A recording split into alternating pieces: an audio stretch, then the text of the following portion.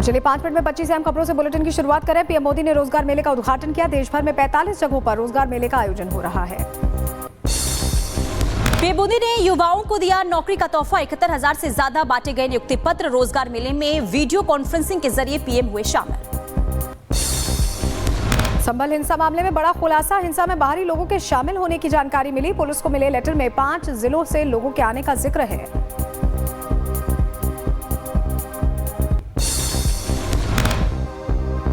उत्तर प्रदेश के संभल में खुदाई के दौरान मिला एक और कूप। नेमी सारनई तीर्थ में मिला कूप। 12 फीट नीचे दिखा पानी। संभल में 80 फीट की गहराई पर है जलस्तर।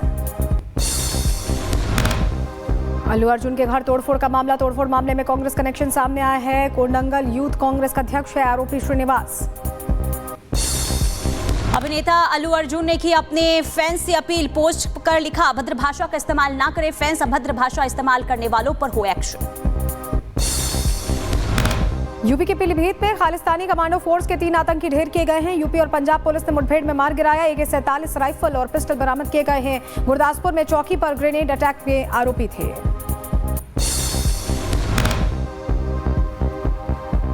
ये तीनों क्रिटिकली इंजर्ड हुए। इन तीनों को CSC पूरनपुर पहुंचाया गया। वहां पर प्राथमिक उपचार देकर इन्हें जिला अस्पताल लाया गया, जहां इनकी मृत्यु की पुष्टि CMO साहब और उनकी टीम के द्वारा की गई है।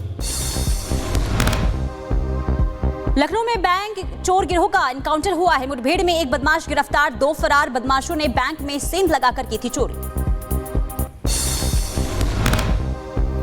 यूपी के बुलंदशहर में पुलिस को मिली बड़ी कामयाबी। एनीमिया गो तस्करों को गिरफ्तार किया गया है। 2 मौके से फरार हुए हैं। पुलिस की कॉम्बिंग अभी भी जारी है।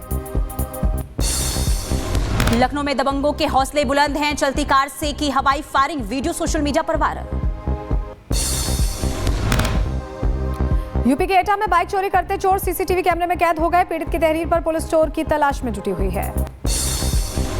महाराष्ट्र के धुले में चलती बस बनी आग का गोला। टायर फटने और ऑयल टैंकर लीक होने की वजह से हादसा हुआ। हादसे में बाल बाल बचे यात्री। महाराष्ट्र सांगली में भीषण सड़क हादसा। ट्रेलर और कार की टक्कर। हादसे में चालक की मौत। महाराष्ट्र के हिंगोली में बेकाबू कार ने बाइक सवार को मारी टक्कर। हादसे में 2 लोग गंभीर रूप से घायल। कार हादसे का वीडियो सामने आया।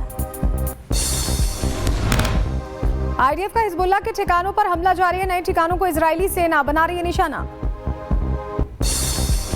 गाजा में इजरायल की सेना का अभियान जारी। गाजा पट्टी में हमले के बाद आसमान में दिखा धुएं का गुबार। हुती विद्रोहियों का दावा। अमेरिका के हमले को विफल करने का दावा किया। सीरियाई राष्ट्रपति बशर असद के देश छोड़ने के बाद भी जनता में डर का माहौल। कई जगहों पर अभी भी युद्ध से जुड़े हैं निशान। लेबनान में जेल में बंद कैदी परिवारों का विरोध प्रदर्शन। कैदियों की रिहाई की मांग करते हुए विरोध प्रदर्शन किया गया।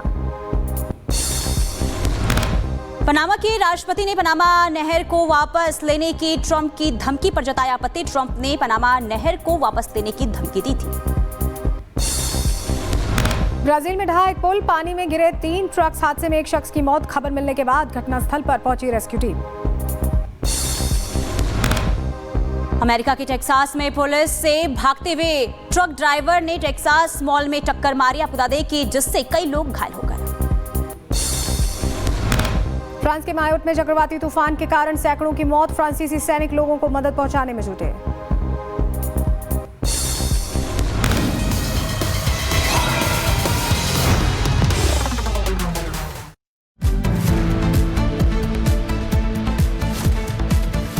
चलिए आगे बढ़ेंगे और अब बात करेंगे संसद धक्का मुक्की कांड में पूछताछ अब होगी। जी हां, घायल बीजेपी सांसद अस्पताल से डिस्चार्ज हो गए हैं। आज सुबह RML अस्पताल से छुट्टी मिल गई है। तबीयत में सुधार होने के बाद डिस्चार्ज कर दिया गया है। तो बड़ी खबर आपको बता रहे हैं, 19 दिसंबर को संसद परिसर में धक्का मुक्की हुई थी, जिसमें बीजेपी के 2 सांसद घायल हो गए थे।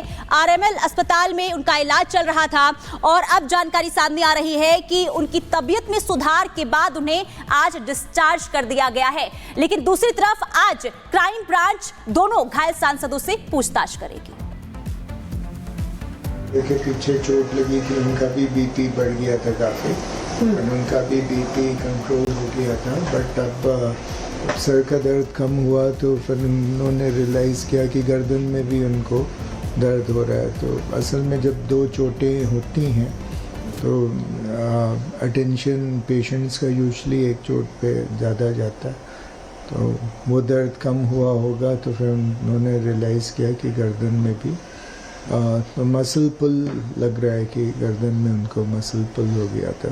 तो हमारी तरफ से वो डिस्चार्ज लायक थे, तभी हमने डिस्चार्ज किया। सांसदों को डिस्चार्ज कर दिया गया है, लेकिन अब जानकारी मिल रही है, बड़ी खबर आपको बताने जा रहे हैं। क्राइम ब्रांच इन दोनों सांसदों से इस धक्का मुक्की कांड को लेकर पूछताछ कर सकती है। ये बड़ी खबर आपके सामने रख रहे हैं। राहुल गांधी के खिलाफ देखिए ये पूरा मामला, शिकायत पत्र दिया गया था और ऐसे में संसद परिसर में सांसदों से जो धक्का मुक्की हुई थी, दोनों सांसद क्योंकि डिस्चार्ज हो गए हैं अस्पताल से, आरएमएल अस्पताल में भर्ती थे, और ऐसे में अब जानकारी ये मिल रही है कि क्राइम ब्रांच मामले की जांच को आगे बढ़ाते हुए बयान भी दर्ज कर सकती है। ये बड़ा अपडेट इस पूरे मामले में। आरोप राहुल गांधी पर लगे थे। प्रताप सारंगी ने खास तौर पर बताया था कि कैसे उन्होंने पहले मुकेश राजपूत को धक्का दिया और उसके बाद वो उनके ऊपर गिर गए, जिससे वो चोटिल हो गए और दोनों को आरएमएल अस्पताल में भर्ती कराया गया था। संसद परिसर के जस्ट बाहर ये धक्का मुक्की हुई थी। तो देखिए, धक्का मुक्की मामले को लेकर पूछताछ होगी और आपको ये बता दें कि लगातार जैसे पूछताछ होगी कई खुलासे होने की उम्मीद है, सच्चाई सामने आने की उम्मीद है। और बता दें कि संसद में हाथापाई मामले में सूत्रों के हवाले से बड़ी जानकारी ये सामने आ रही है कि 23 दिसंबर को सांसदों के दर्ज हो सकते हैं बयान। ये जानकारी सामने आ रही है कि 23 दिसंबर को बयान दर्ज होंगे। आरएमएल अस्पताल जा सकती है क्राइम ब्रांच की टीम और टीम जो है पूछताछ करेगी। आरएमएल अस्पताल में भर्ती हैं प्रताप सारंगी, जिन्हें डिस्चार्ज कर दिया गया है। मुकेश राजपूत को भी डिस्चार्ज कर दिया गया है और आपको ये बता दें कि पूछताछ के बाद खुलासा होने की उम्मीद है। और हमारे साथ हमारे सहयोगी साहिल सीधे जुड़ रहे हैं, उनका रुख कर लेते हैं। साहिल, जिस तरह से धक्का मुक्की का पूरा प्रकरण हुआ था, सारंगी साहब ने तुरंत ही बताया था कि कैसे वो चोटिल हुए और ऐसे में अब बयान दर्ज होगा दोनों का ही, मुकेश राजपूत का भी और प्रताप सारंगी का भी। क्या कुछ अपडेट? जी बिल्कुल, ताज़ा अपडेट ये है कि संसद धक्का मुक्की मामले में दोनों सांसदों को आज आरएमएल हॉस्पिटल से सुबह के समय डिस्चार्ज कर दिया। हमारे डॉक्टर से बातचीत हुई तो उन्होंने बताया इनकी तबीयत में सुधार था, इसलिए उनको डिस्चार्ज किया गया। और दूसरी तरफ दिल्ली पुलिस के सोर्सेज हमारी ये जानकारी दे रहे हैं कि दिल्ली पुलिस की क्राइम ब्रांच जो है आज जिन दो सांसदों को हॉस्पिटल से डिस्चार्ज किया गया उनके बयान दर्ज कर सकती है। उन बयानों के आधार पर आगे की जो इन्वेस्टिगेशन है वो की जाएगी। लेकिन यहाँ से डिस्चार्ज होने के बाद दोनों सांसद अपने घर गए, किसी अन्य स्थान पर गए, वो फिलहाल अभी साफ नहीं हो पाए। लेकिन क्राइम ब्रांच की टीम जो इस मामले में जांच कर रही है।